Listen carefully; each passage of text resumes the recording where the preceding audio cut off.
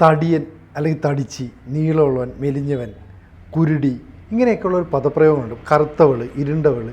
അപ്പോൾ ഇത്തരത്തിലുള്ള പദപ്രയോഗങ്ങളൊന്നും പാടില്ല എന്ന് ഹൈക്കോടതിയുടെ ഒരു പരാമർശം ഉണ്ടായി. ബോബി ചെമ്മണ്ണൂരിൻ്റെ ഒരു പരാമർശവുമായി ബന്ധപ്പെട്ടാണ് ഉണ്ടായത്. ശരിക്കും അത്തരത്തിൽ മറ്റൊരാളുടെ ബോഡിയെക്കുറിച്ച് നമുക്ക് യാതൊന്നും പറയാൻ അവകാശമില്ലല്ലോ. അതിൽ ഹൈക്കോടതി അങ്ങനെയല്ല പറഞ്ഞിരിക്കുന്നത്. ഇങ്ങനെ പറയുന്നത് സമൂഹം ഇഷ്ടപ്പെടുന്നില്ല എന്നാണ് കോടതി എഴുതിയിരിക്കുന്നത്. അങ്ങനെ പറഞ്ഞുകൂടുന്നോ, അങ്ങനെ പറഞ്ഞാൽ ഒഫൻസാണെന്നോ ഒന്നും കോടതി പറഞ്ഞിട്ടില്ല. സമൂഹത്തിൻ്റെ സ്വഭാവം പറയുന്ന കൂട്ടത്തിൽ ദ സൊസൈറ്റി ഡസൻ ലൈക്ക് എന്നാണ് കോടതി പറഞ്ഞിരിക്കുന്നത് ഇങ്ങനെയൊക്കെ ചെയ്യുന്നത്. പക്ഷേ അതിനെ അപ്രൂവ് ചെയ്യുന്ന രീതിയിലാണ് അടുത്ത സെൻറ്റൻസ്. നമുക്കെല്ലാവർക്കും ചിലതെല്ലാം കൂടുതലുണ്ടാകും, ചിലത് തീരെ കുറവായിരിക്കും. We have something too much and something too less. ഇതും കോടതി പറയുന്നുണ്ട്. അപ്പോൾ ഒരാളുടെ വയറ് ചാടിയിരിക്കുന്നു, വേറൊരാളുടെ വയറ് അകത്ത് കുഴിഞ്ഞ്. ചെണ്ടക്കാരെ ശ്രദ്ധിച്ചാൽ അത് കാണാൻ പറ്റും. ചിലരൊക്കെ വയറ് ചാടി ചെണ്ട ഇങ്ങനെ ദൂരെ ആയിരിക്കും, അയാൾ ഇങ്ങനെയാണ് പൊട്ടുന്നത്. മറ്റേ ആൾ വയറ് കുഴിഞ്ഞിട്ട് അയാൾ ഇങ്ങനെ കുനിഞ്ഞ് അങ്ങനെ ആയിരിക്കും കൊട്ടും. ഇത് പ്രകടമായിട്ട് ഞാൻ കണ്ടിട്ടുള്ളത്. ചെണ്ടക്കാരാകുമ്പോൾ നമുക്ക് പെട്ടെന്ന് കമ്പയർ ചെയ്യാൻ പറ്റും. 10-64 പേര് തൃശ്ശൂർ പൂരത്തിനൊക്കെ നിൽക്കുമ്പോൾ ഇവരുടെ വയറനുസരിച്ച് ഇവരുടെ ചെണ്ടകൊട്ടിൻ്റെ ആ സ്റ്റൈല്, ആ സമയത്തെ പോസ് പല രീതിയിലായിരിക്കും. അപ്പോൾ അത് അവരെ കളിയാക്കാനായിട്ട് സാധാരണ ആൾക്കാർ ഉപയോഗിക്കാറില്ല. അത്യപൂർവമായിട്ടാണ് എടാ കഷണ്ടി എന്ന് വിളിക്കും. ഈ വിളിക്കുന്നത് വിളിച്ചാൽ പ്രശ്നമില്ലാത്ത സുഹൃത്തുക്കൾ തമ്മിലാണ് ഇത് വിളിക്കുന്നത്. സംസാരിക്കുമ്പോൾ പറയും, നീ ഒന്നും മിണ്ടാതിരിക്കാൻ എൻ്റെ കഷണ്ടി, ഇങ്ങനെ പറയാം. അവർ തമ്മിൽ അത്രയ്ക്ക് അടുപ്പമുണ്ട്, അതുകൊണ്ട് പറയുന്നതാണ്. പിന്നെ തിരിച്ചറിയാൻ വേണ്ടി പറയും. ഞാൻ സിനിജിയോട് പറയുമ്പോൾ, സിനിജു ആ കഷണ്ടിയുള്ള ആളില്ലേ, അതാണ് ഞാൻ പറഞ്ഞ കക്ഷി. ഓ അത് ശരി, ആളെ മനസ്സിലാക്കാൻ ഡിസ്ക്രിപ്റ്റീവാണ്. അതിൽ ആ മനുഷ്യനെ പരിഹസിക്കലില്ല. ഇപ്പം എന്നെ തിരിച്ചറിയാൻ സാധാരണഗതിയിൽ ഒരു മനുഷ്യൻ മെലിഞ്ഞ, കറുത്ത, പൊക്കം കുറഞ്ഞ ഈ 3 വാക്ക് ഉപയോഗിക്കും എന്നെ ഡിസ്ക്രൈബ് ചെയ്യാൻ. അത് എന്നോട് വിരോധം ഉണ്ടായിട്ടോ പുച്ഛം ഉണ്ടായിട്ടോ ഒന്നുമല്ല, അങ്ങനെയാണ് ഞാൻ. അത് ഈ പറയുന്ന ആളിനും അറിയാം, എനിക്കും അറിയാം. ചിലർ പറയും, ആ ഒരു വയസ്സായ ആളല്ലേ ഇങ്ങനെ കുനിഞ്ഞ് പോകുന്ന ആൾ, അത് തന്നെ. ഇതിങ്ങനെ പറയും. ഇത് കുറ്റമാകുന്നത് എങ്ങനെയാണ്? ഞാൻ ഈ പ്രൊഫസർ രാമസ്വാമി എന്ന് പറഞ്ഞിട്ട് കാർട്ട്മാൻ എന്നറിയപ്പെട്ട പുള്ളി, ബാംഗ്ലൂരിൽ വലിയ ഇൻസ്റ്റിറ്റ്യൂട്ടൊക്കെ ഉണ്ടായിരുന്നു, സാമ്പത്തിക പണ്ഡിതനാണ്. പുള്ളിയാണ് നമ്മളുടെ കാളവണ്ടിയുടെ ടയറുണ്ടല്ലോ, പണ്ട് കാളവണ്ടിക്ക് മരത്തിൻ്റെ വലിയ ചക്രമായിരുന്നു, ഓർക്കുന്നു? ഇപ്പം അത് മാറിയിട്ട് ഈ ഒരു ടെമ്പോയുടെ ടയർ പോലത്തെ ടയറാണ് കാളവണ്ടിക്ക് ഉപയോഗിക്കുന്നത്. ഈ ടയർ ഡിസൈൻ ചെയ്തത് ഈ രാമസ്വാമിയാണ്.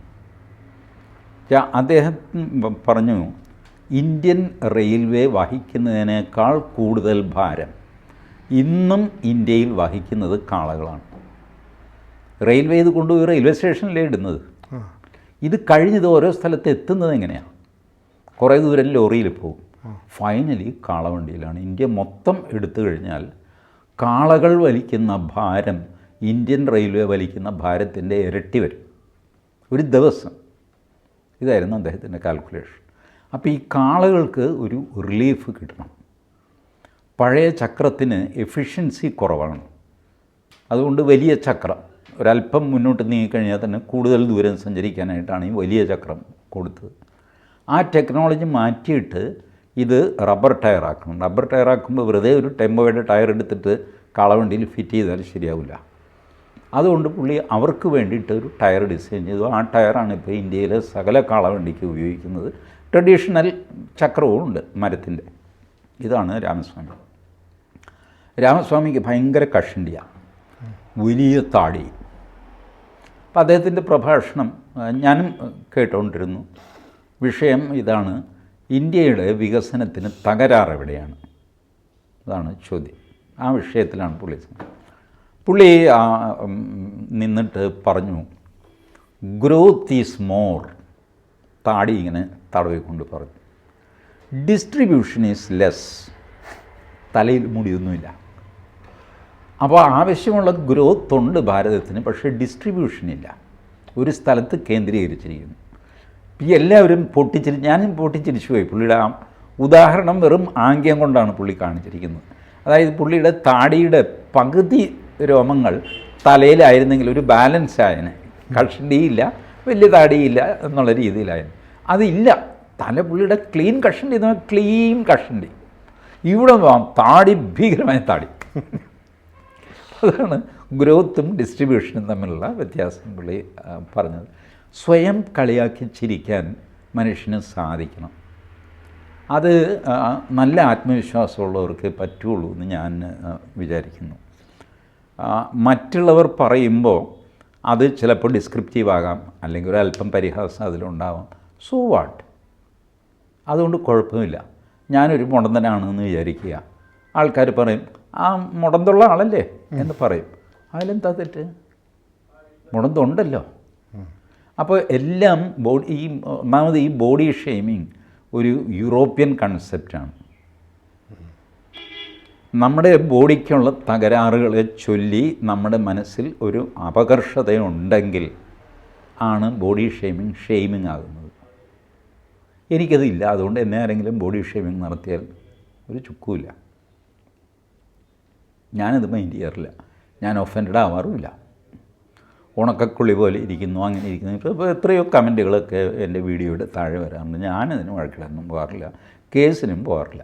സാർ, അതിൻ്റെ ഒരു പ്രശ്നമുണ്ട്. സാർ പുരുഷനായതുകൊണ്ടാണ്. ഒരു സ്ത്രീ ആണെങ്കിൽ തടിച്ച് അവർ നന്നായി ഒരുങ്ങി നല്ല ഡ്രസ്സൊക്കെ ചെയ്ത് നല്ല ഹെയർ സ്റ്റൈലൊക്കെ ആയിട്ട് വരുന്നത്. ഇച്ചിരി തടി കൂടിയുള്ളെങ്കിൽ ഇവർ തടിച്ച് എന്ന് പറയുമ്പോൾ അതിനാണ് പ്രാധാന്യം. അല്ല അവരത്രയും പൈസ കൊടുത്ത് ഒരുങ്ങിയതിനോ അവരത്രയും നല്ല ഡ്രസ്സ് ഇട്ടതിനോ ഒന്നും കൊടുക്കുന്നില്ലല്ലോ. ഇതൊക്കെ ഈ തടിച്ച് എന്നുള്ളത് അവരുടെ തന്നെ ഒരു കൂട്ടുകാരി വിളിക്കുകയെന്ന് വെച്ചോ, നീ അങ്ങ് തടിച്ചല്ലോടി. മറ്റേ കൂട്ടുകാർ പറയുന്നു, തടിച്ച് ഇവിടെ വാ, ഇവിടെ ഇരിക്കുക. ഫോട്ടോ കിടക്കാൻ നേരത്ത് തടിച്ച് മുന്നോട്ട് നീ ഇങ്ങനെ നിന്നെ, തടിച്ച് എന്നെ മുമ്പിൽ നിന്നിട്ട് എന്നെ കാണുന്നില്ല, ഇങ്ങോട്ട് മാറി നീക്ക് പറയും. അവർക്കൊരു പ്രശ്നം ഉണ്ടാവുന്നില്ല. കാരണം they are very dear.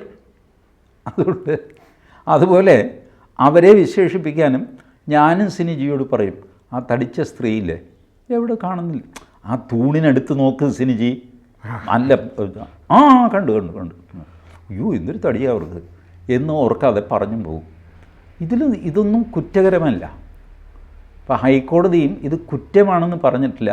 Society doesn't like that, ഇഷ്ടപ്പെടുന്നില്ല. ഈ നമ്മുടെ സൊസൈറ്റിയുടെ ഒരു പ്രശ്നം, സ്ലോലി നമ്മൾ യൂറോപ്യനൈസ്ഡ് ആവുന്നു. നേരത്തെ ഒക്കെ ഒരാളെ ചട്ടുകാലൻ, മന്ദൻ, ഞാൻ ചേർത്തലയിൽ ജനിച്ചുകൊണ്ട് അന്നും ഒരുപാട് മന്ദന്മാരുണ്ടായിരുന്നു ചേർത്തലയിൽ. വയലാർ രാമവർമ്മ ചേർത്തലക്കാരനാണില്ല. രണ്ട് കാലിനും മല പോലെ മന്തുള്ള കുണ്ടുണ്ണിമേനോൻ കുലുങ്ങിച്ചിരിച്ചു പോയി എന്ന് പറഞ്ഞ് വയലാറിൻ്റെ ഒരു കവിതയിലുണ്ട്. അപ്പോൾ രണ്ട് കാലിലും പെരിയ മന്തുള്ള ആൾക്കാർ ചേർത്തലയിലുണ്ടായിരുന്നു. അവരെ മന്തുള്ള ആളെന്ന് തന്നെ വിളിക്കും. കാർട്ടൂൺ വരച്ചിരുന്നു. താമസം എന്തേ വരുവാൻ എന്നുള്ള പാട്ട് ഇങ്ങനെ കാമുകൻ പാടുന്നു. കാമുകി നടന്നു വരാൻ താമസിക്കുന്നു. അപ്പോൾ കാമുകി സാരി ഒരല്പം പൊക്കി കാണിക്കുന്നു. രണ്ട് കാലിന് മന്താണ് കാമുകിക്ക്, അതുകൊണ്ടാണ് വരാൻ താമസിക്കുന്നത്. ഇങ്ങനത്തെ കാർട്ടൂൺ ഇറങ്ങിയിരുന്നു. അപ്പോൾ ഇതൊക്കെ സമൂഹത്തിലുള്ളതാണ്. ഇപ്പോൾ നമ്മൾ യൂറോപ്യനൈസ്ഡായിട്ട് അവരുടെ ജാതി പെരുമാറ്റമായി, നമ്മളുടെ മനസ്ഥിതി അതുപോലെയായി. അപ്പോൾ കറുത്തവൻ എന്ന് പറഞ്ഞാൽ എന്തോ കുറച്ചിലാണ്. അത് അവിടെ കുറച്ചിലാണ്. കറുത്തവൻ, നീഗ്രോ, ഇതൊക്കെ. ഇവിടെ അങ്ങനെയല്ല. ഇവിടെ ജാതി മത ഭേദമന്യേ കറുത്തവരും വെളുത്തവരും ഉണ്ട്, അല്ലേ? ഉണ്ട്. വെളുത്ത നമ്പൂതിരിയെ കാണാം, കറുത്ത നമ്പൂതിരിയെ കാണാം. അതെ. വെളുത്ത പുലേനെ കാണാം, കറുത്ത പുലേനെ കാണാം. ഇതൊക്കെ നമ്മുടെ നാട്ടിലുണ്ട്. അതുകൊണ്ട് നമുക്ക് കറുപ്പ് വലിയ പ്രശ്നമൊന്നും ആയിരുന്നില്ല. നമ്മുടെ ദൈവം കറുപ്പായിരുന്നു, കൃഷ്ണൻ. രാമൻ വെളുപ്പായിരുന്നോ കറുപ്പായിരുന്നോ എന്ന് ആർക്കും അറിയില്ല. അതുകൊണ്ട് വെളുപ്പാണെന്ന് മനസ്സിൽ സങ്കല്പിക്കുന്നു. ഇത്രയൊക്കെ ഉള്ളൂ. ഏതായാലും അങ്ങനെ സായിപ്പിനെ പോലെ വെളുത്ത ആളൊന്നും നമ്മുടെ ദൈവങ്ങളുടെ കൂട്ടത്തിലില്ല. സായിപ്പാണ് വെളുത്തും തുളുത്തും ചുമന്ന് നോക്കിയിരിക്കുന്നത്. അപ്പോൾ സായിപ്പിന് കറുപ്പ് ഒരു മോശപ്പെട്ട കളറായി, മെല്ലെ നമുക്കും അതൊരു മോശപ്പെട്ട കളറായി. അതുകൊണ്ട് കറുത്തവനെ കറുത്തവൻ എന്ന് വിളിക്കുമ്പോൾ അവനെ എന്തോ കൊച്ചാക്കും. Body shaming, colour shaming. വെളുത്തവനെ വെളുത്തവൻ എന്ന് പറഞ്ഞാലോ അതെന്താ ഷെയ്മാകാത്തത്? ഒരാളെ മസിൽ മാൻ എന്ന് നിങ്ങൾ വിളിക്കുമ്പോൾ അതും ബോഡിയെ പറ്റിയുള്ള കമൻ്റാണ്. അത് ഷെയിമാകാത്തത് എന്താ? നല്ല 6 പാക്ക് മസിൽസും ഒക്കെ ആയിട്ട് നല്ല സ്റ്റൈലായിട്ട് ഒരാളെ കാണുന്നു നമ്മൾ, മസിൽ മാൻ, ജിംനാസ്റ്റ് എന്നൊക്കെ പറയുന്നു. അതും ബോഡിയെ സംബന്ധിച്ചതല്ലേ. ഈ കാര്യങ്ങൾ മാത്രം ഷെയിമാകുകയും മറ്റേ കാര്യം ഷെയിമാകാത്തത് എന്താ? എനിക്കത് മനസ്സിലായിട്ടില്ല. കറുത്തവൻ എന്ന് പറഞ്ഞാൽ ഷെയിമാകണമെങ്കിൽ വെളുത്തവൻ ഷെയിമാകണ്ടേ? അതൊരു കളേർഡ് റിമാർക്കാണല്ലോ അതും. ബേസിക്കലി ഞാൻ പറഞ്ഞത് കൊണ്ടാണ് ഈ യൂറോപ്യൻ ചിന്താഗതി ഇപ്പുറത്തേക്ക് വന്നു കഴിഞ്ഞപ്പോഴാണ് നമുക്ക് ഈ അനാവശ്യ കോംപ്ലക്സുകളും ബോഡി ഷെയ്മിങ് എന്നുള്ള വാക്കും സംഗതിയൊക്കെ വരുന്നത്. അപ്പോൾ അത് ഇപ്പോൾ ഞാൻ വേണ്ടെന്ന് പറഞ്ഞുകൊണ്ടൊന്നും അത് ഇല്ലാതാവാൻ പോകുന്നില്ല. ആളുകൾ കുറച്ചുകൂടെ ആത്മവിശ്വാസമുള്ളവരാകുക. മറ്റൊരാളിൻ്റെ കമൻറ്റ് നമുക്ക് തടയാനൊന്നും പറ്റില്ല. ഇത്തരം കമൻറ്റ് പറയുന്നവരെ മുഴുവൻ നിങ്ങൾക്ക് ജയിലിലാക്കാനും പറ്റില്ല. കാരണം അവരുടെ കമൻറ്റ് ഒരു ഒഫൻസ് അല്ല. പക്ഷേ ദ്വയാർത്ഥ പ്രയോഗമുള്ളൊരു കമൻറ്റ് നടത്തിയതിനൊരു വ്യവസായി ഇപ്പോൾ അകത്തായത് അല്ല, അത് ദ്വയാർത്ഥം. ഇത് നേരെയുള്ള അർത്ഥമല്ലേ? കറുത്തവനെ കറുമ്പാന്ന് വിളിക്കുന്നത് നേരെയുള്ള പ്രയോഗമാണ്. അതിൽ ദ്വയാർത്ഥമൊന്നുമില്ല. കറുത്തവനെന്നുള്ള ഒറ്റ അർത്ഥമേ ഉള്ളൂ.